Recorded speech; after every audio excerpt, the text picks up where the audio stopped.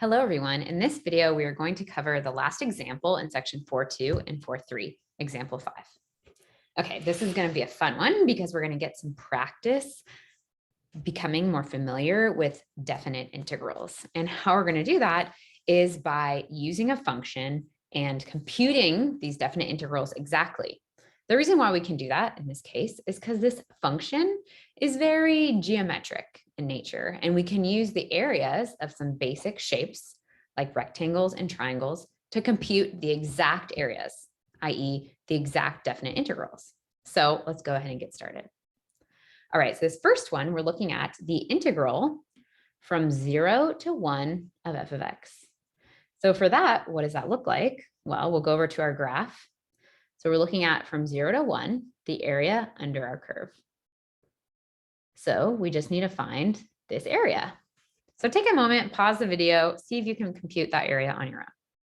Awesome, not too bad. You should be getting 6.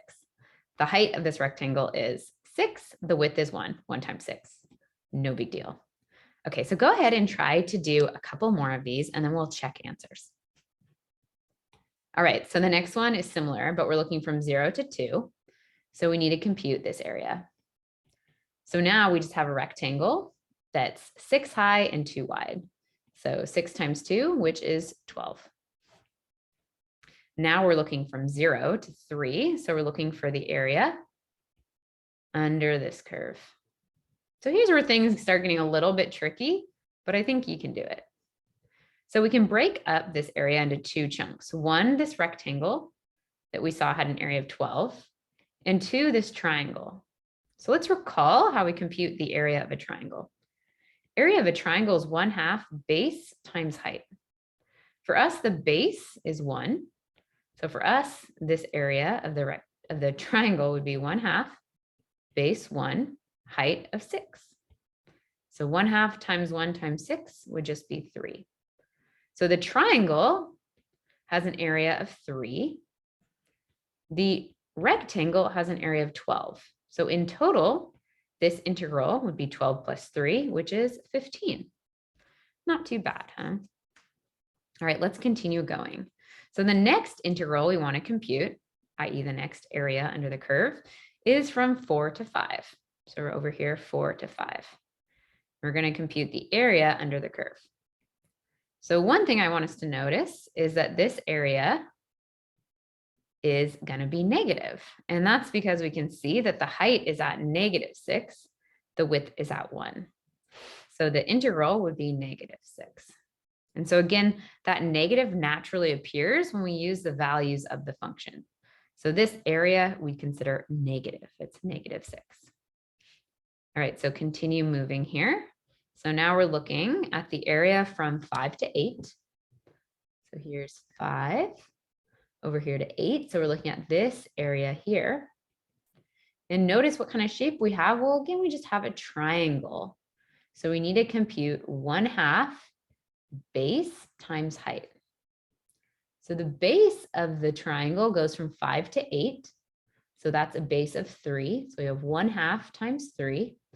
And the height goes down here to -6. So the height is -6.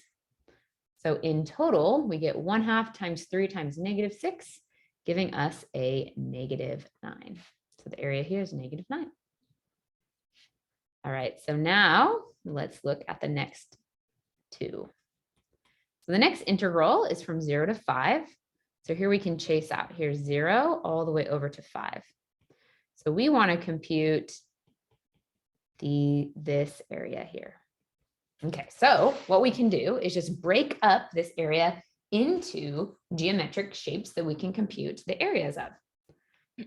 So we've seen some of this already. So we saw this first rectangle here was 12.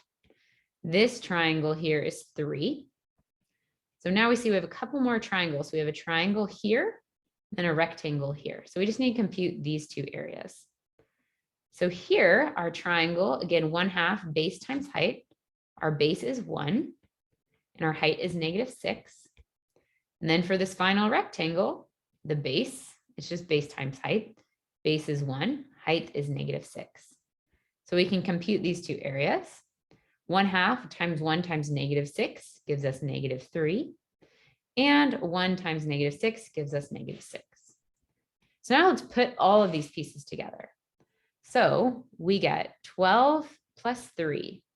So that's the area of the rectangle plus that triangle. And then we're going to subtract 3. I don't know where that 6 came from. It was a ghost 6. So then we subtract 3, this triangle here, and then subtract 6, that second rectangle. So in total, we can see these 3's cancel out, just helps the math a little bit for us. We get 12 minus 6, which is just 6. All right, and so some of this too, we can be creative with. So for example, we could see that this triangle and this triangle should cancel each other out because one's positive, one's negative. So those just kind of cancel. And we can see we have an extra slice of rectangle that should cancel with a slice up here. And so we get 6. Okay, cool. Let's finish off this problem with the last integral. So now we have the integral from 2 to 4. So let's draw where that is here. We're looking from 2 to 4. So notice we're going to have this positive area minus this negative, and then subtract this area. In other words, plus this negative area.